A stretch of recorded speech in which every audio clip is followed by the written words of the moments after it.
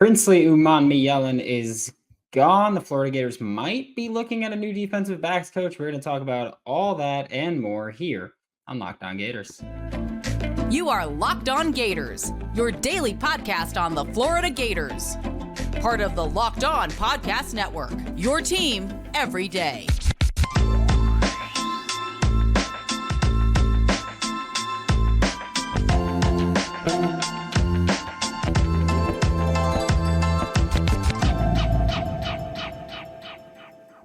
Hello, welcome back to another episode of Locked On Gators, part of the Locked On Podcast Network, your team every day. Thanks for making Locked On Gators your first listen of the day. We are available daily and free wherever you listen to the podcast.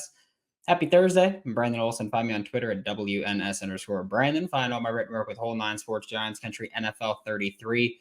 If you're part of the subtext group, you heard some of this last night. Links in the description below. 14 days free, $5 a month after that.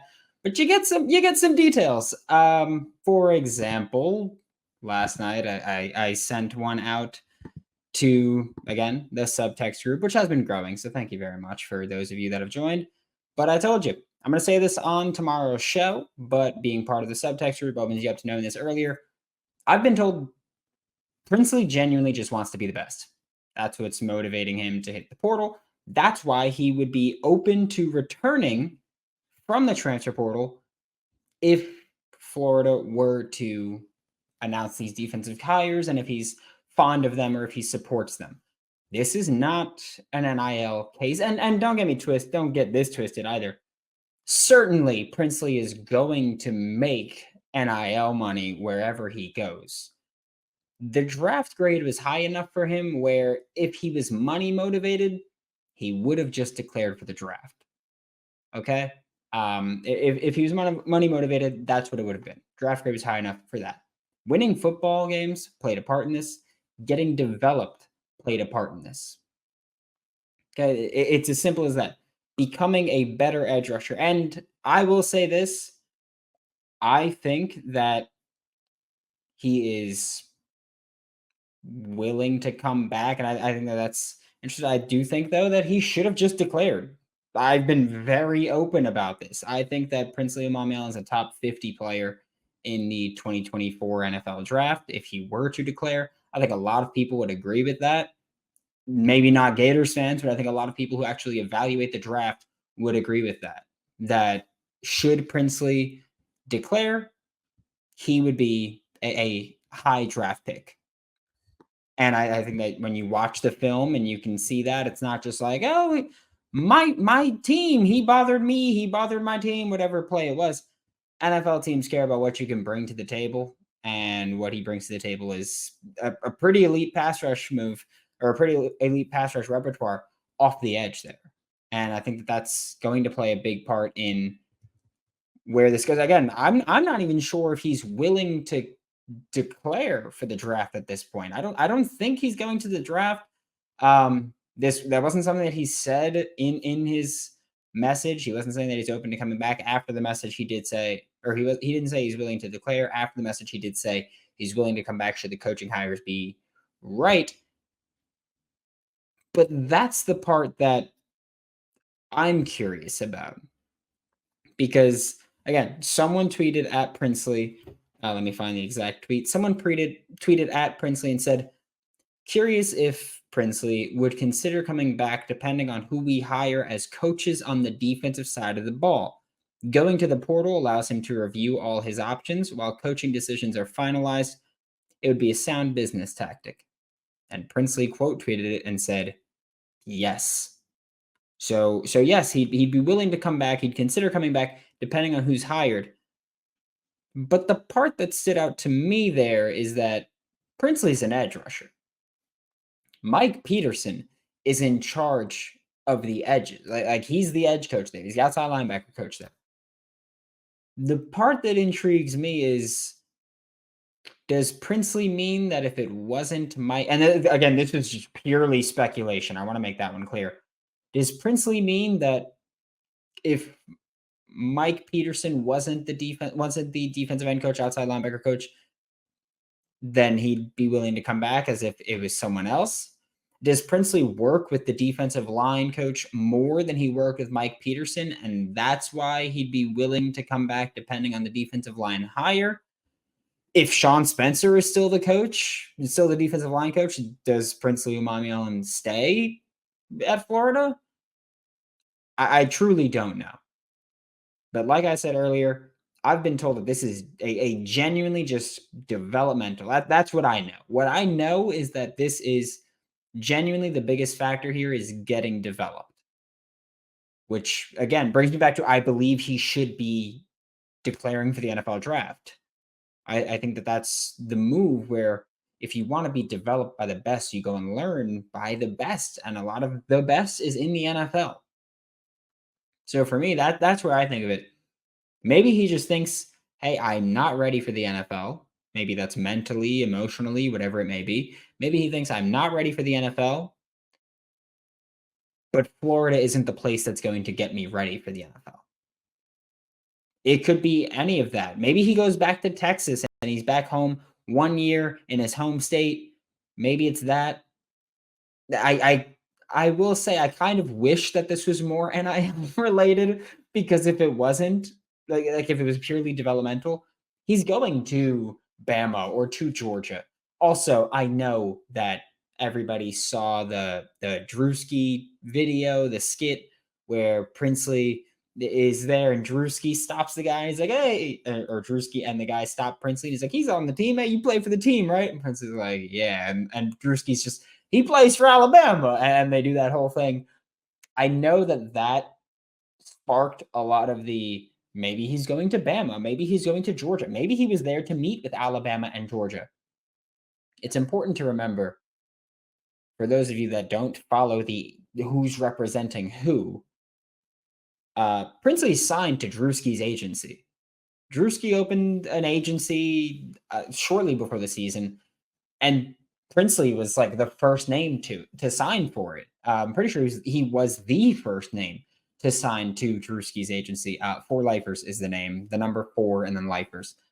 So I don't believe that that he was there to meet with Kirby Smart and or Nick Saban or anybody with either of those teams or representing either of those teams or any kind of tampering get around there. I think he was just there because Drewski is I don't even know what he'd be called, but Drewski owns the agency that he's with. So I think it was mostly to be there for that. You can go to the SEC championship, you hang out with your agent, your boss, all that stuff. So I don't think that I don't think he was in the skit because he was there for meeting people. I think he was in the skit because he was there with his agency. And that's what it came down to. But again, I'm curious as far as that part where Princely said that he'd be considering coming back or that he would consider coming back depending on who the coaching hire was. Because again, I'm not at practices. I don't know who Princely usually works with. But if it's the defensive line coach, that makes a lot of sense. If it's Mike Peterson, Mike Peterson's not going to, like, no team is going to fire their coach or replace a coach because of one player that they're going to have for at most one more year. That's not going to be the case. But I am curious to know what he meant about that. That is something that absolutely piques my interest. But you have to replace him somehow. And we talked about this yesterday in the bonus show that we did when the news came out. But we are going to talk about it again today because I do think that there are some ways you can try to do it. I do think there's some ways where you don't have to do much to try and replace what he brings to the table.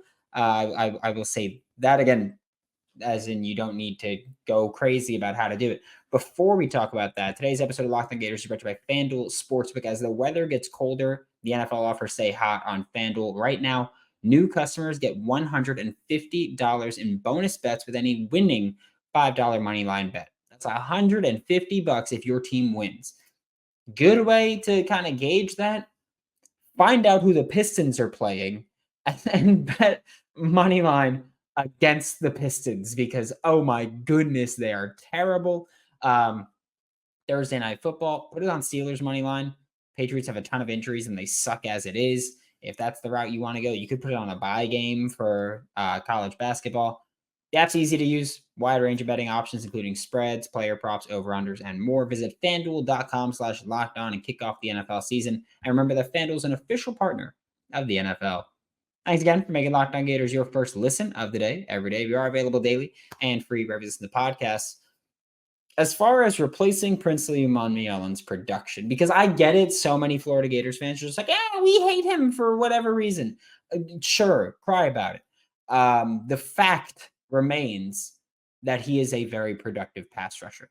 Sure, 7 sacks, I think it was. Not ideal, right? You can get more. He had like 45 pressures. Pretty sure that was 4th. He's and almost double, by the way, Florida's next best, which is Caleb Banks. Florida's second best pass rusher was the defensive tackle that so many people criticize because he was, and including myself, because he was a depth player for Louisville. Caleb Banks had 24 pressures. That was the second most on the team. Princely Umanmielen had 45, 7 of them being sacks. Second most sacks on the team, Kelby Collins, Derek Wingo, a blitzing off-ball linebacker, was tied for second. And a true freshman in Kelby Collins. And maybe Kelby Collins is the guy that you're looking at. Kelby Collins had 3 sacks. He had basically half as many sacks and on his half as many plays as Princeley, but also Kelby Collins isn't really a true jack linebacker. He's played, I mean, he played 3 tech at certain points. The 3 tech is that smaller defensive tackle. He played the 5, which is the strong side defensive end, the F. He played jack. He played all over. Will he be a full-time jack? Eesh. I don't know how that would work out, especially considering that Florida does drop their jack into coverage, which I hate sometimes. Like I get the thought process of it. It just drives me crazy to see Princely Umanmielen dropping back into coverage when he's one of the most productive pass rushers in the country. That drives me absolutely bonkers. However, again, I get it that schematically that's what happens. But you can look at TJ Searcy, who had a lot of flash plays this year. I don't think TJ Searcy really strung together any consistency there, we'll say. But he had a ton of splash plays for the Florida Gators this year. You could look at the F spot. Justice Boone, Tyreek Sapp. Justice Boone's going to be healthy. You'll get continued development from guys like TJ Searcy, Kelby Collins, Justice Boone, Tyreek Sapp. I'm leaving Jack Pyburn's name off of that list intentionally because I'm not sure how much development he's going to get, given that he just got surgery on his torn ACL a couple of weeks ago, if even that long. So for me, that's the biggest issue that he has with tearing that ACL is that he's not developing for basically an entire offseason. He can watch and learn, but he won't be able to practice things. So I think that's where, and also whoever's on the interior of the defensive line can help replace it. I don't think you look at replacing Princely Umanmielen's production from one player. I think you look at it as this coaching staff has to step up their development with multiple players. I don't think Cam Jackson is going to become much of a pass rusher, but if you can give us a little bit more, genuinely replacing Princely Umanmielen's 45 pressures is just 4 guys on the defensive line getting 1 more pressure per game, which sounds reasonable, but also when you consider most of them averaged about 1 per game, hard to ask you to double your production, right? This is a big loss. I get it. Princely is one of the most heavily criticized players on this team. I totally understand it. But it remains a fact. He was the most productive pass rusher by a large margin. And I think that is something that you have to accept. You can't replace him individually. I don't think you can, looking even in the transfer portal, all the names. One, this coaching staff has not shown me or told me that they are willing to go out and get a big-time impact player on the defensive side of the ball, really. Cam Jackson's the one that they've done it with, but they haven't shown me or told me that they're going to be able to do that. So I'm not going to bank on them doing that, especially when we have to talk about They need to look at the offensive line. They need to add a receiver. They need to add DB help somewhere, corner specifically. But you can't tell me all these things are going to happen. There's too many variables to say all of them are going to happen. This would be like a plus 20,000 parlay that they add high level impact players at all these spots. I think one guy you can look at is Joey Slackman. I think he could step in right away, be a solid pass rusher from the interior. And you look at packages where we see Caleb Banks and Joey Slackman on the field at the same time, and you go, all right, that's a bit of a pass rush from your interior defensive line. You could talk about that. Joey Slackman is the defensive lineman from Penn that had, I think it's like 55 pressures over the past 2 seasons at Penn. He's going to be on campus this Friday, if I'm not mistaken. Definitely this weekend. I think this Friday, going to be on campus visiting the Florida Gators, considering the Florida Gators. And if I'm on this coaching staff, I don't care if I'm the unnamed defensive line coach. I don't care if I'm Austin Armstrong. I don't care if I'm Callie James. I don't care if I'm Billy Napier. I don't let Joey Slackman leave campus without giving me a commitment. It's as simple as that. I say, Joey, you're a Gator. Boom. And then you replace that. Because you're also replacing Chris McClellan, who, I get it, never really lived up to the hype. He's someone that I was very high on last year. Thought that he would take the next step this year. He didn't, which is one of the reasons that I go, okay, I get letting Sean Spencer walk, because some of the guys that were supposed to develop never really did. Chris McClellan had 11 pressures this year. Not a ton, right? But I think that those all play a part, but also you look at the linebackers. You're going to have a few linebackers that are coming in that are going to be young and competing for playing time immediately. You've got safeties that are going to be developed, and safeties did develop a good bit this year anyway. You've got corners that can't get worse than what we saw this year. So I think an elevated play from the back seven will help the pass rush. So many Gators fans are just constantly pointing the finger of pass rush can't get home because the secondary sucks and there's just so many open receivers. Secondary can't cover, or you can't cover forever if you're in the secondary, because then the pass rush isn't getting home, and so you're covering for so long. First off, it's more so pass rush can't get home because there's so many open receivers. It's more that. However, it's always been a combination of these things. It's always been a combination of errors that are constantly shooting this team in their own foot. I think elevated play all around will replace the pass rush that you're losing from Princeley. I don't think Princeley comes back. I don't care what the defensive line hire is. I don't think he's coming back to Florida. I think he's done in Gainesville. I would happily be wrong, but I get the feel that he's done in Gainesville.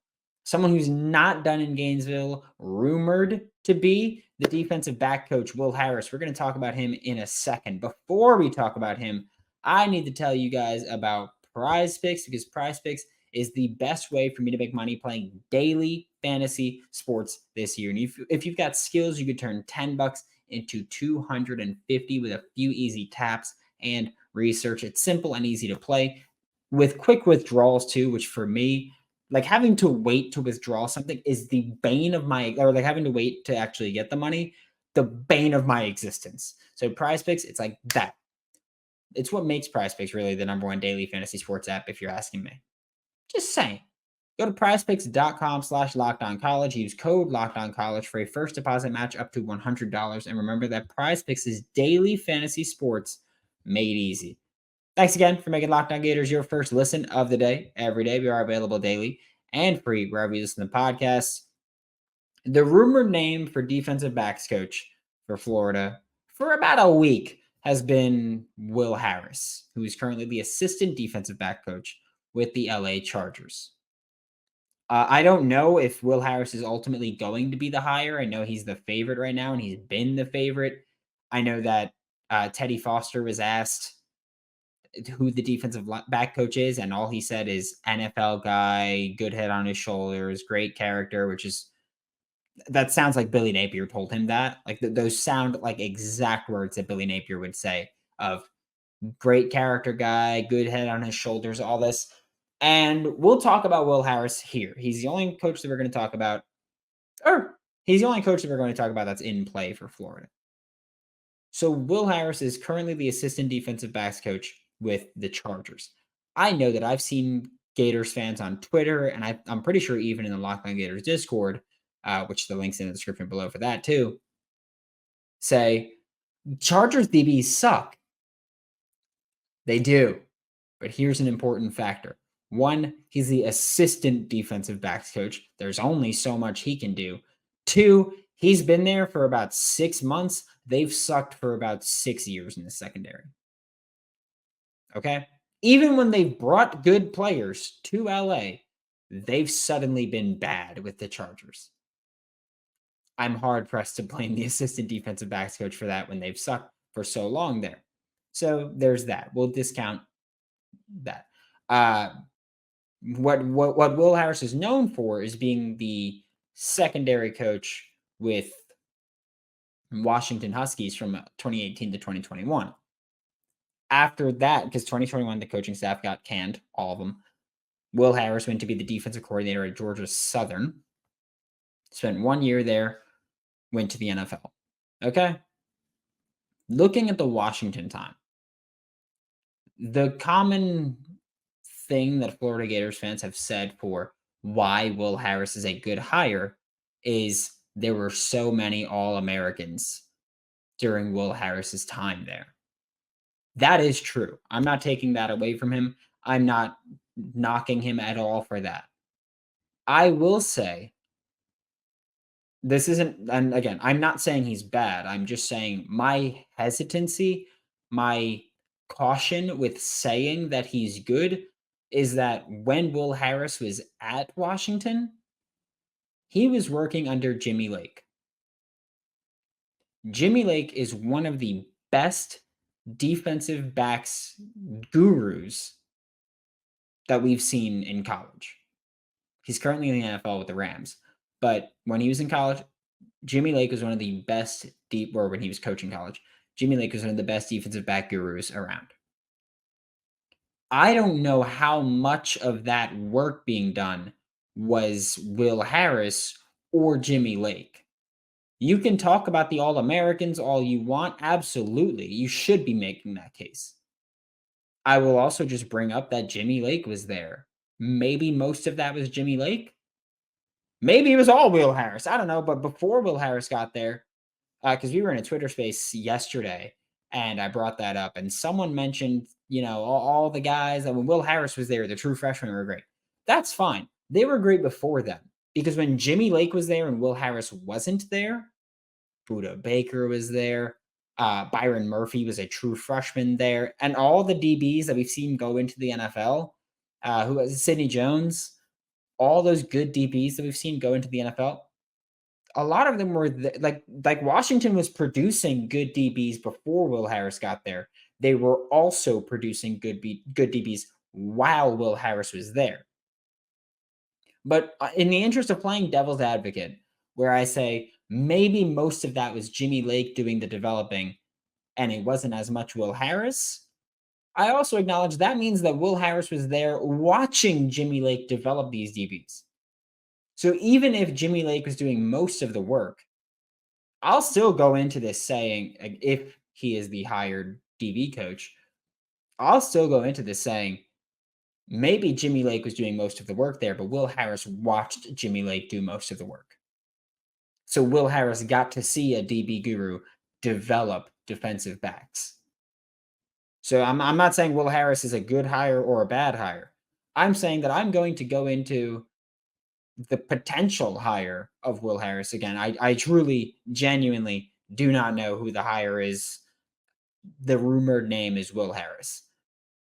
So I'm going into this with maybe Will Harris is the guy. He got to learn under Jimmy Lake. He got to learn under one of the best defensive back gurus. He got to watch those developments. Maybe he was part of this. But I'm also going to say it's entirely possible Will Harris wasn't responsible for the development of those guys, and it was Jimmy Lake doing a lot of that. So I'm not saying that I'm out. I'm not saying that I'm in. Actually, screw it. I am in. I will talk myself into it. I will be optimistic about it. but I will also say it's a cautious optimism.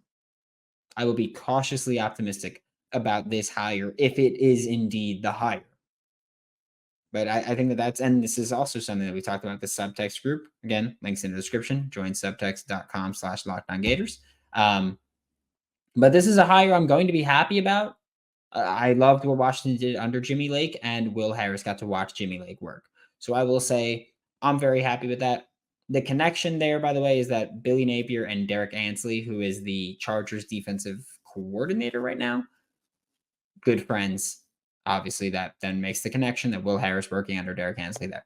So that would be, but if Will Harris is the hire like he's rumored to be, I will go into it with optimism. But I will say that yes, my main and also that's a great main concern to have of he worked under a great DB developer. Maybe it wasn't all him. It's a great concern to have because that just means that he watched a great DB developer and that Washington, like he didn't hurt Washington's DBs while he was there. Washington continued to produce great defensive backs. Thanks for making Locked On Gators your first listen of the day every day. We are available daily and free wherever you listen to the podcast. We'll be back tomorrow to talk more Florida Gators football. Maybe we'll be back later today. Who knows what news can happen at this point. For Locked On Gators, I'm Brandon Olsen. Don't forget to follow me on Twitter at WNS_Brandon. Find all my written work with Whole Nine Sports, Giants Country, NFL 33, and I'll see you all tomorrow.